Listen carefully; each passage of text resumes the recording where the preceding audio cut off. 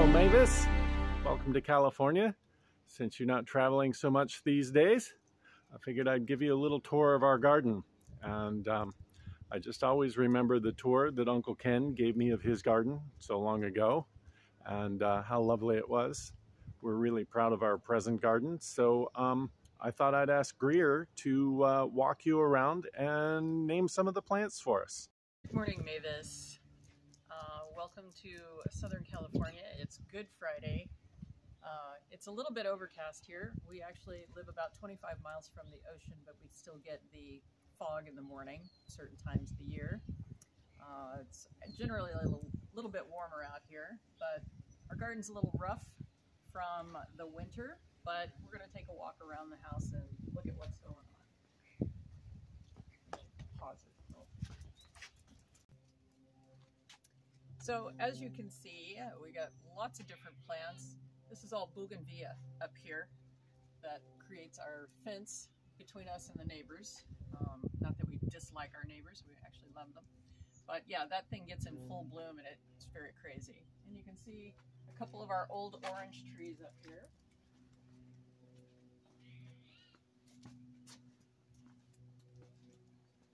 So these are Valencia oranges. These are probably some of the original oranges on the property. As we go around, you'll be able to see they've been grafted, so I have a sneaky suspicion that they're probably planted in the 50s when this house was built. A few other things here, looking a little rough, but this is actually an extremely rare plant that I have and has these beautiful red flowers on it. It's a type of a bush type coral tree. This one is one of my favorites. It's called an albuteron. They come in lots of different colors like reds and oranges and yellows. I have a few different ones around. Once you show her the base of the tree so you can see how it was grafted onto another rootstock.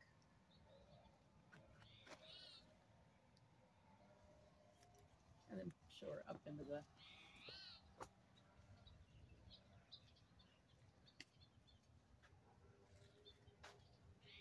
You'll also notice there's a few plants around that you'd probably find as houseplants in Maryland. One is these jade plants here. There's actually two different varieties of them. This one has curled leaves and this one has flat leaves. But these are plants that, until I came to Southern California, I always had them in little pots in my house. But here they grow outside just fine. So this is our plum tree. Wow, that actually smells good. This is a plum tree. It looks like it had a rough go of it for a while, but this side of the tree is doing really well. These other ones here that you see, these are peach trees, or not, excuse me, these are cherries, two different varieties. They're very small, so they're not the modern Bings. They've been around for a long time also. The brightly colored one in the back is a peach tree. We had a lot of fun with our peaches last year. I even still have a couple of them in the freezer for when I make baked brie, things like that. There's another little cherry tree here that's just starting to leaf out. This is the bougainvillea that I was telling you that the entire fence will brighten up and look exactly like this.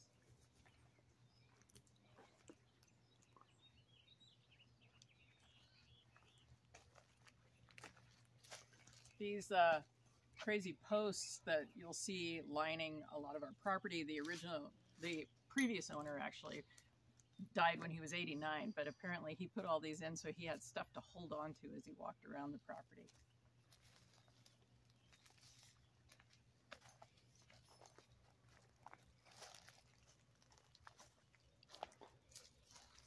This is actually a native oak, and oaks are kind of weeds around here. This particular variety doesn't get really any taller than that. There's some oaks up in Central California that are just absolutely gigantic, but these are all these scrub oaks that we have here in Southern California.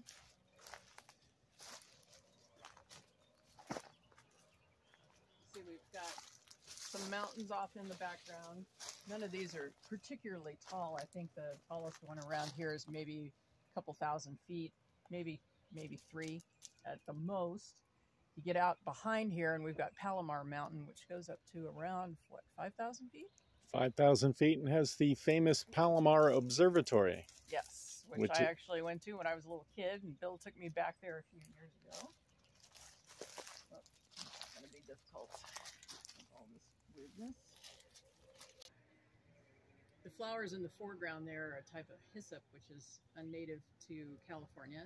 It's a nice little grove of them planted there along with some palms and other succulents. Got a giant rosemary bush right here. There's a lot of these plants around the property in various colors. These are called lantana. They were a very popular landscaping plant back in the 80s and 90s, and so you can always kind of date your landscape because you almost can't find these things now in garden centers.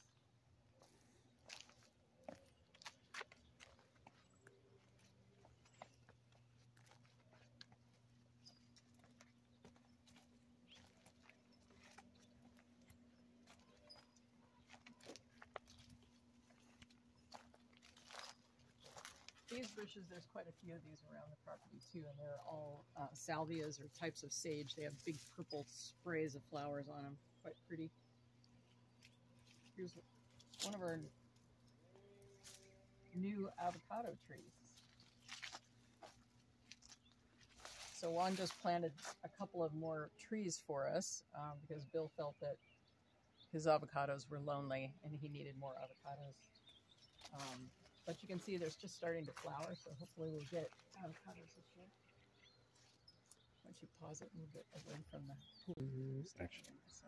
So these are agave plants. There's lots of different ones. This is called an American blue. They're not necessarily the ones that they use to make tequila out of, but they're very similar.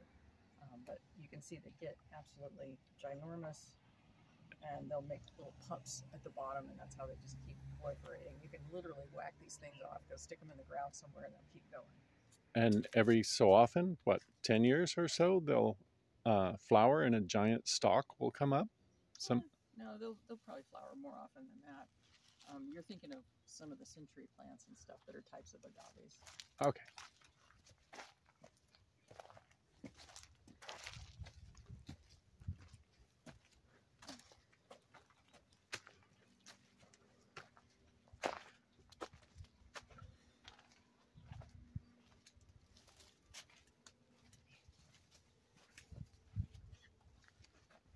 I have a couple of jacaranda trees.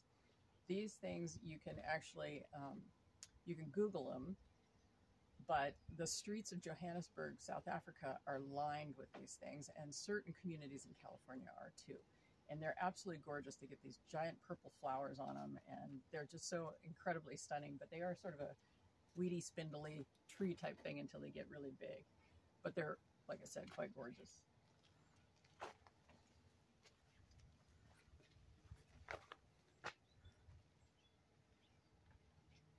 So these things, this is a Brazilian cactus.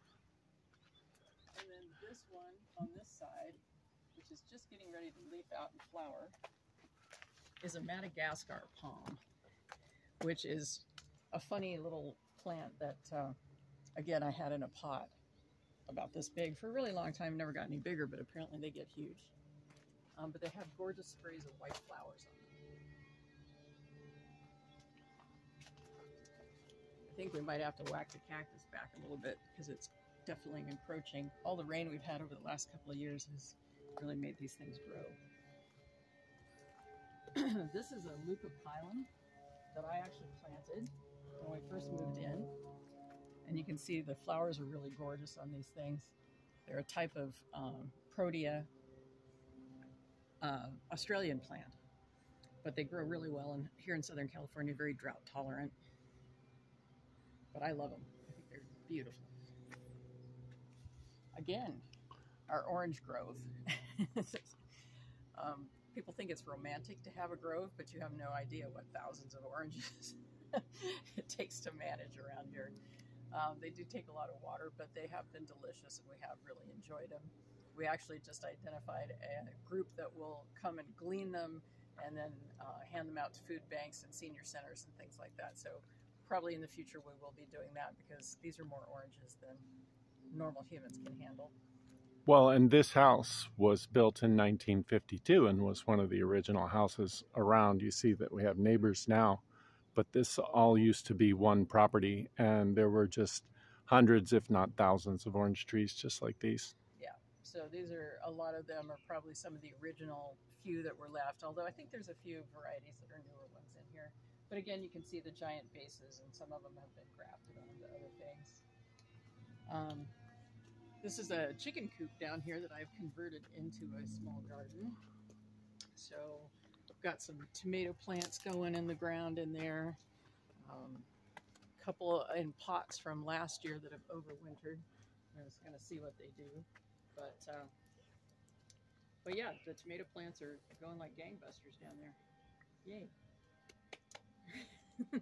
Oh, these are those salvias that I was telling you. These are the purple flowers that they'll go completely bonkers and throw out millions of flowers on them. And the butterflies love them. The bees love them. I can't remember the name of these trees. They are a very strange ornamental from Australia that apparently would turn into an invasive species. And so they're on that list of, you can't import them anymore. But they do really fill in. We had them pruned last year because you whack them back every few years and then they go like crazy again.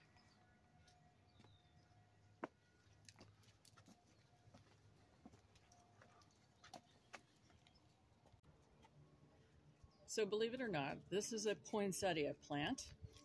They actually come from Mexico in the bottom of the Copper Canyon in Chihuahua, right? Correct.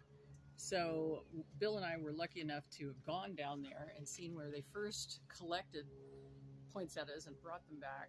Obviously, this is the end of winter, but by November, it'll have giant leaves on it, beautiful flowers, and just be encroaching into the sidewalk to the point that our tenant downstairs asked us to cut it back because the spider's scary. We've got lots of roses. Again, they're a little rough looking because of the winter, but we'll show you some more old ones that have been around. Hi guys. This is our turtle pond. There's one right there. We have 3 turtles. 2 are box turtles, and I think one is a red-eared little slider guy. Let me turn the waterfall on. I turned it off last night.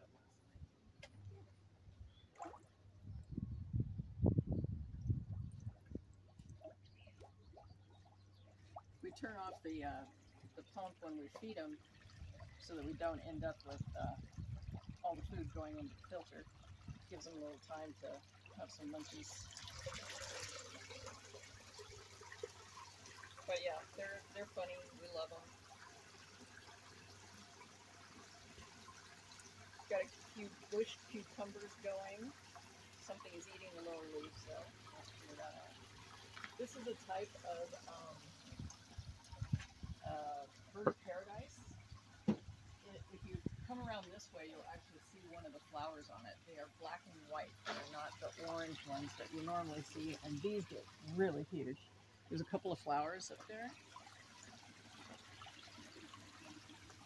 There's a fresher one up in the back that you can see the black and white flowers on them.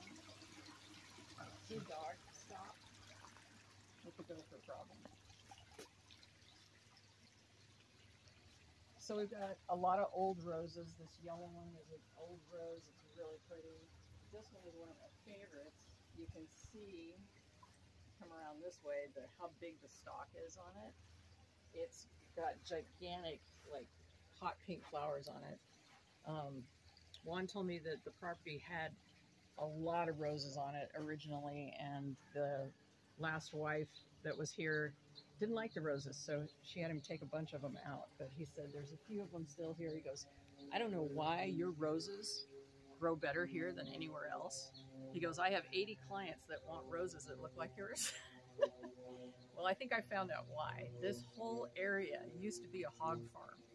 The ridge line that we live on actually is called Hogsback, and so we probably have very fertile soil because of the pig farm. but we've got a couple of really old cactuses again that were here, I'm sure, from the original 50s. Lots of birds of paradise, some kangaroo paws, the yellow ones I put in. I'm filling in, a few holes here and there, as some of the annuals died off over the winter time. But a lot of them just pop back up. So one of the nice things about living in Southern California is you can grow just about anything. Oh, one of the rose bushes is going nuts back there.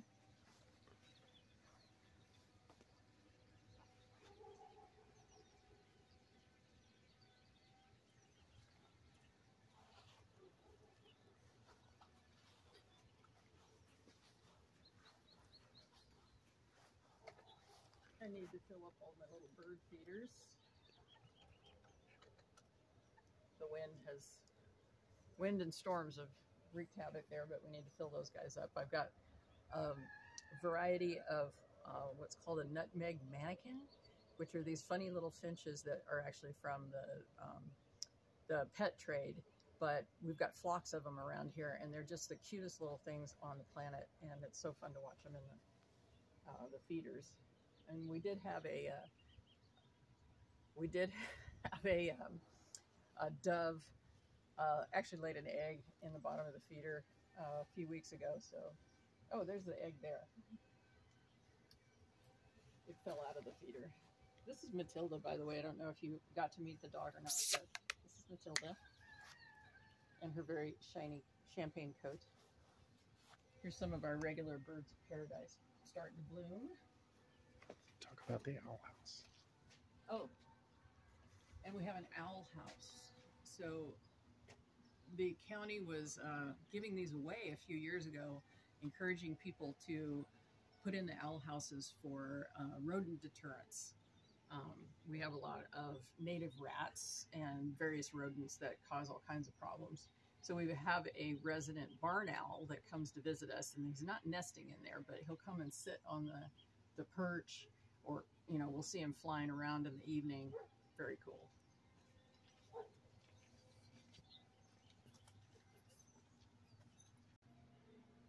So again, some of my plants, everything from begonias, butteron, rubber trees. This is one of my prized possessions because I bought it as a little teeny tiny plant at Trader Joe's, and now the elephant ears are going crazy. It likes it here.